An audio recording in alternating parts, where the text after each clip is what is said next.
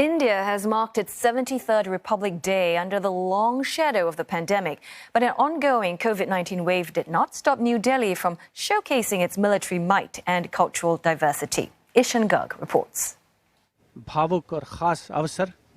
Minister Narendra Modi paid homage to the country's fallen soldiers at the National War Memorial to kick off the event. But the scale of celebrations had been drastically reduced.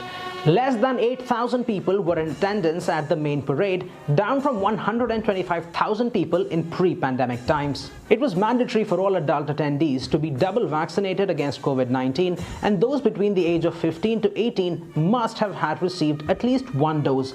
The contingent of soldiers displaying India's latest weaponry was also reduced to just 96 members in a group, down from 144 soldiers 2 years ago.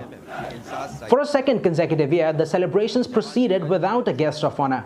India had hoped to invite the leaders of 5 Central Asian nations, Kazakhstan, Uzbekistan, Kyrgyzstan, Tajikistan and Turkmenistan. But the plans were abandoned as the capital emerged as one of the country's biggest COVID-19 hotspots.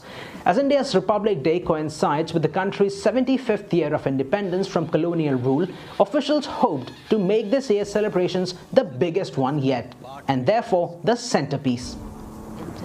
75 aircrafts of the Indian Defence Forces flew above the parade route, commemorating 75 years of independence and displaying the country's military prowess.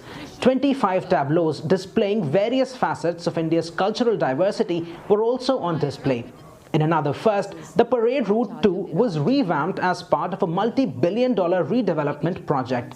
This, officials believe, symbolizes the progress India has made in the 7 decades since its independence in 1947. The celebrations will continue till the 30th of January. From this year, the single-day event has now been expanded into a week of cultural events. Many of these include tributes to India's freedom fighters. The Indian government says that it's about time that India connected with its glorious past. It's an idea that analysts say will garner Prime Minister Narendra Modi more support from his nationalist voter base. Ishan Garg, CNA, New Delhi.